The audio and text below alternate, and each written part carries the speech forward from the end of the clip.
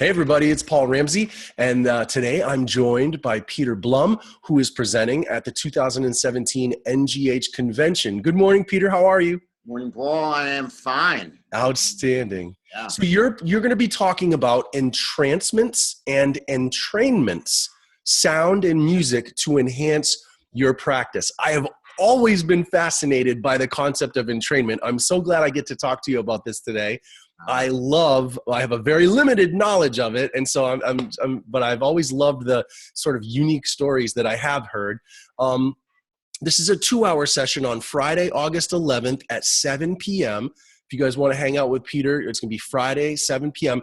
And some of your learning outcomes, Peter, that you have here are to explain the principle and acoustics of entrainment, to list all 4 of the brainwave states, the major brainwave states, recognize and play a basic theta rhythm on a frame drum, and using tuning forks with a client. Well, that's good. We're going to come back to that stuff, but I got a little ahead of myself. I want to start with, tell us how you got into hypnotism. How'd you come to our community?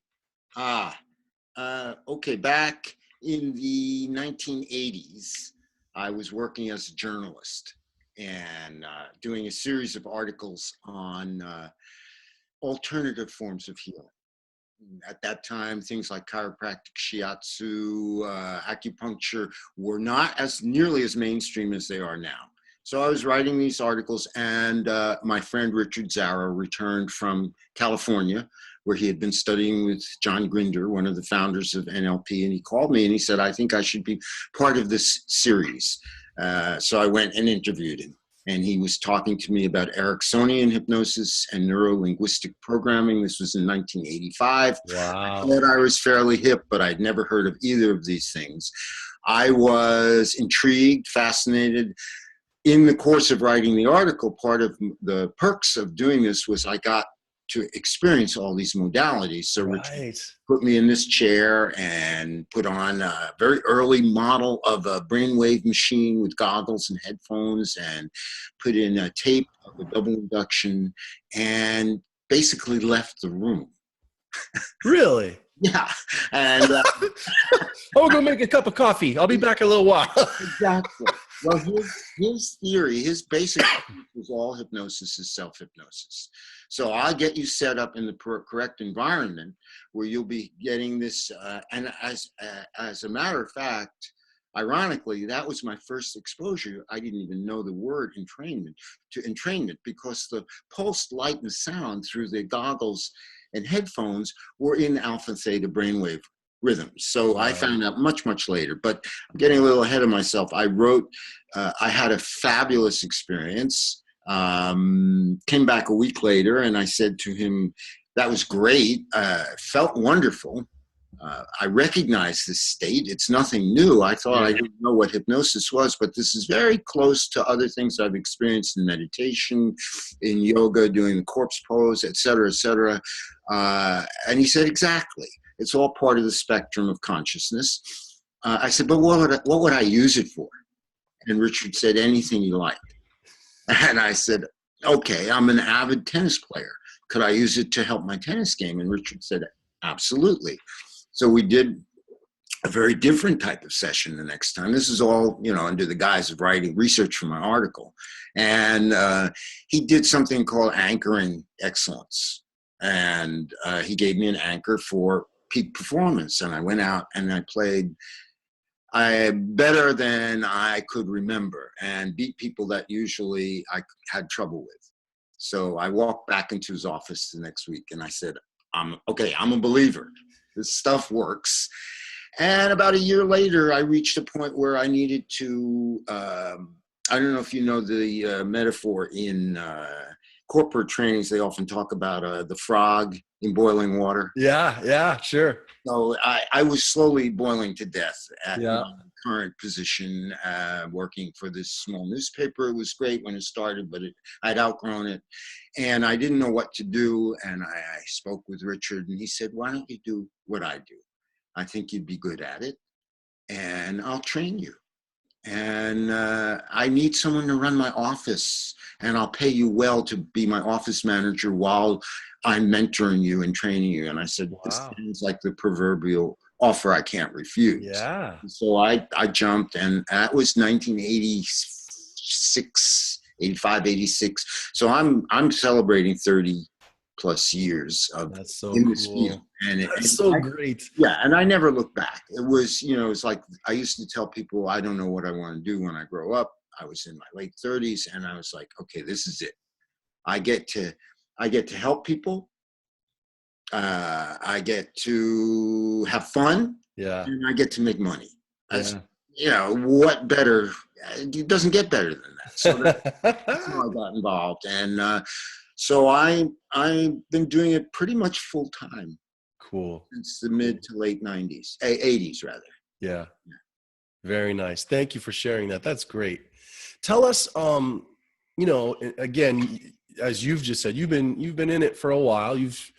How many conventions do you think you've been to? My first one was 1990. Yeah, right. So you know how it works. 2 or 3 where Yeah. I feel or I had a conflict, but I've been over 20, 25 of them. So I mean, lots of choices, lots of topics, lots of things going around for the person who's going to be at convention, whether it's their first time or their 30th time. Of all the things that people are presenting on, why this topic? Why is this topic important for you? Well, I have been guided and inspired by music all my life. I grew up in a musical household. My dad was an operatic baritone. We had a piano in the house. The music was part. I was going to play guitar when I was 12. Got a drum, started banging on a drum when I was about 13. And I followed that muse. And early on in learning about hypnosis, I started to think there's some connection here between sound and music and hypnosis. And I was looking at historical models, a lot of primary cultures, which is what Alberto Vallaldo calls them, rather than primitive cultures. He calls them primary cultures. A lot of indigenous people had a working knowledge of trance. They might have not have used the word hypnosis, but the medicine people, the shamans, utilized trance states extensively for healing people, for accessing inner guidance and wisdom.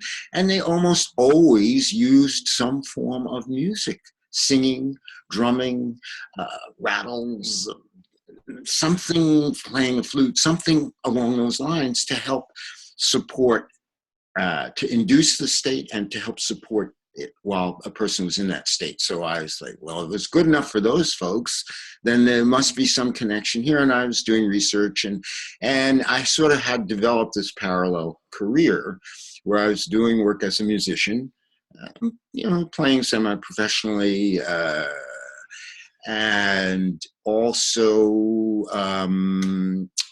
right around the same time as I started studying hypnosis, I got involved in a men's shamanic drumming group, and they were working with the frame drum, which I will demonstrate. Sure.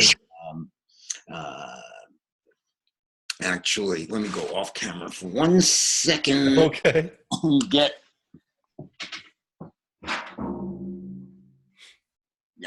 This.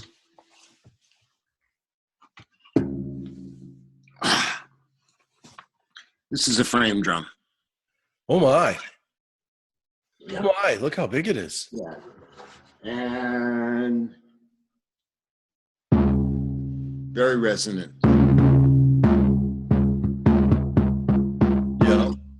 So these guys were getting together every few weeks. I'm studying hypnosis and I'm learning, and we're using the brainwave machine. And I went and I was working with these fellas, and we'd drum, we'd lay down, and we'd have a journey. And I'm going to condense this because I'll go into it in much greater detail. Sure, yeah, please, yeah.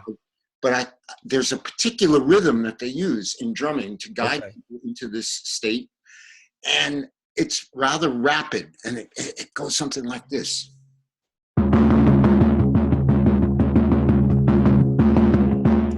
So I timed it. I looked at my watch secondhand, and I found out it was about 280 beats per minute. Wow. And if you divide that by 60, you get about 4 or 5 beats per second, which is right in the theta range. Okay. So I'm going to be teaching people about the brainwave states, which Yeah. have been identified and utilized in neurofeedback, biofeedback, neurofeedback as it's called now.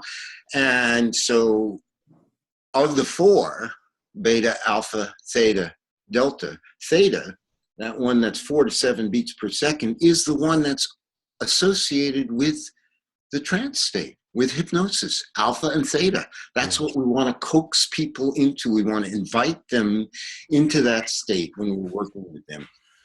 Your brain goes into that state, you will be in an altered state. There's Right.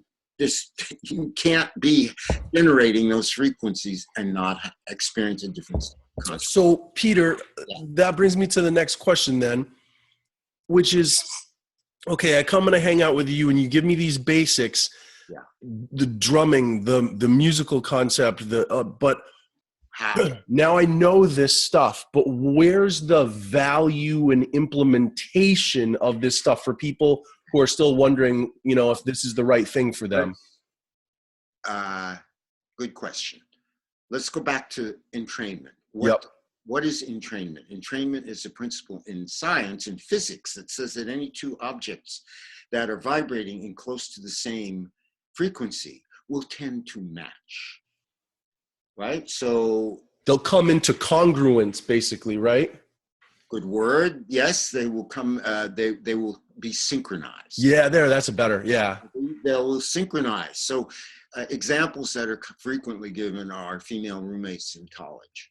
After a couple months, they'll find their menstrual cycles have suddenly mysteriously linked up. Right. Fireflies that are blinking asynchronously, and then they're brought close together and they start to blink the same. Okay. Moving heart cells, as observed under a dark field microscope, will be pulsing.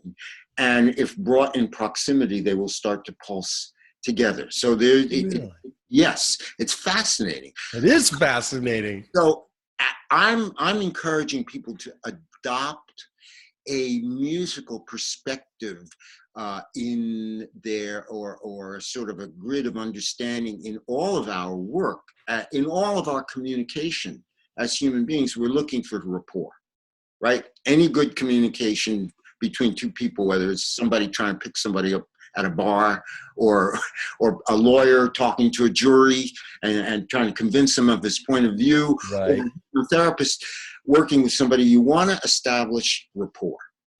And this entrainment is a way of physically understanding.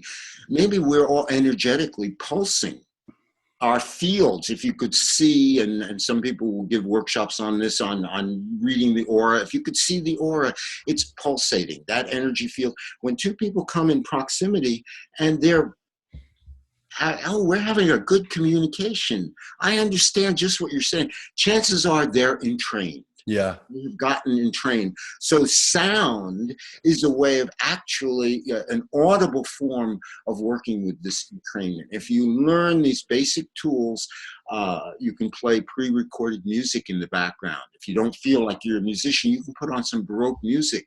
Right. Has been identified by Don Campbell and others in the field as having that effect. It happens to have a beat of 50 to 60 per minute, which is the heart rate of a resting heart. Mm-hmm. So unconsciously, hearing that, the largo movements of Baroque music, a person would unconsciously just sync up with it. Yep. Okay. The tuning forks are another thing that utilize vibration. I've been using tuning forks more and more often. Here's a set of what I call a basic beginner set. It's a C and a G. And I don't know if you can... Yeah, we can hear that. Yeah. Oh, now, yeah. If you hold these up, 1 to each ear, you'll get a fifth. And even for non-musical people, a fifth is a very harmonious interval. It's called the divine interval or the perfect fifth. Research shows that if people listen to these 1 in each ear, it will stimulate the production of nitric oxide. You'll have a spike of nitric oxide, which is one of the body's ways of dealing with stress. It's a natural de-stressor. We produce it naturally if you listen to that interval of a fifth. So I'm saying, listen, we are affected continuously by sound and music, whether we know it or not. People have a favorite song, right? They suddenly get weepy. Oh, that's our song. It comes on the radio. It has a deep and profound effect on our emotional, on our psychic state, on our energetic state. Why not learn about a little bit about it so you can begin to incorporate it into your practice? Yes. Yes. Yeah. Peter, tell me about, tell me about an actual learning breakthrough that you've had along your journey of taking this. I mean, you grew up naturally with music in your household, and then you moved toward the personal development side of things, and there's this blending and this evolution. Tell me about a learning breakthrough that you had, particularly with, you know, bringing entrainment into your practice. Okay. Actually, I thought about this, and I've written about this, and I'm going to give you a brief version of this story. I often give workshops on telling stories at the conference. I'm not doing that this year, but I use stories a lot. And I'm going to use a little story to answer that. And it actually goes back to the time before I studied hypnosis, but I realized the relevance of it, and I've told people this story in connection with our work as hypnotists. I was studying Indian classical music back in the late 70s. And I was studying the sitar, and the sitar has 22 strings, and I was studying with a master musician I was living in Europe at the time, and the tambura is a drone instrument. It's a 4-string drone instrument that you play to accompany any classical Indian music concert. If someone's singing or playing the sitar or the sarod or the flute or the violin, somebody's playing this instrument, just plays the same 4 strings over and over again. It creates a drone sound. Mm-hmm. So it sounds like, oh, okay, yeah. It's in the background. So my teacher was a virtuoso, and he was giving a concert. I had the honor of playing the tambura with him. So we were at his house, and we tuned these instruments, and it took a while to tune them. There's 22 strings on the guitar, 4 strings on the tambura, and we tuned them very carefully. We packed them up, we put them in the car, we drove to the concert. We got to the concert, we unpacked them, we went into the green room, which is backstage. That's where the musicians get ready for the concert. Yep. And we took them out and we retuned them, which made sense. We'd been in the car traveling. 5 minutes later, we went out on stage and we stopped. And he stopped, and we took 15 minutes to tune them again. And I respected this man. So afterwards, after the concert, I said to him, Guruji, what? I understood we tuned them after the traveling, but why did we tune them again when we got on stage? And he looked at me and he said, my son, we were tuning the audience. We were tuning to the audience, and we could not have done that before that moment. And I thought, well, there's a great cosmic truth. Wow. We are tuning to our clients. We are tuning them, but we are also attuning ourselves to them. So listening closely, paying close attention. A lot of the things that we learn as far as nonverbal pacing and verbal pacing and modeling and mirroring back. This is a matter of tuning ourselves to, right? If you're in tune, anything is possible. Yeah. So that to me was a huge learning breakthrough. And I thought, oh, duh, of course. You know, you can tune all you want before the moment, but when you get in the moment, I mean, I can prepare a lot. I can learn a lot, but if I'm not present when that person walks in and able to pick up what they need in that moment, I can have all the preparation in the world. It's not going to help me. I need to be able to be responding to that person in that moment. And so as an improvising musician, I'm thinking this is a lot of what we do. We pay close attention, we listen carefully, and then we're ready to respond immediately with a statement of our own. Okay? So cool. Peter, this has just been a joy. This has been so great. If people who find this video want to learn more about you and what you do, what is the best way for them to do that? Okay. I've had a website for 20 plus years, soundsforhealing.com. I've found that people don't use websites as much as they used to, but it's there and it has a list of my current activities and articles that I've written and links to some YouTube videos, an extensive interview I did a few years ago talking about my views on hypnosis. And I also have 2 Facebook pages, one under my own name and one under Sounds for Healing. Okay. So either of those would be the best ways. And through the website, of course, people can contact me by email. I did want to mention one other thing, Paul, which is that it has been my privilege and pleasure to offer a free event every year, just about every year at the convention. They never list it in the catalog, but they also always puts it in the day at a glance stuff. Yeah. Saturday night after the awards banquet, I will be there offering a free singing bowl concert. Oh. That takes place every year Saturday night, and that's a way for people to experience it. In the class, I'll be talking about a lot of how to do this, but just to have the experience of 30 singing bowls and a couple of gongs like this big one here behind, drums and so on and so forth. So that's also there. Oh, that's great. Awesome. Well, you guys, I'm speechless. There's so much here, and there's so much that Peter has to offer you, and I hope you'll take advantage of it. Remember, I'm going to remind myself right now, we're looking at Friday night of the convention, August 11th at 7 p.m., Entrancements and Entrainments, sound and music to enhance your practice. Peter Blum, thank you so much. Thanks, Paul. Okay. All right, take care. Bye-bye.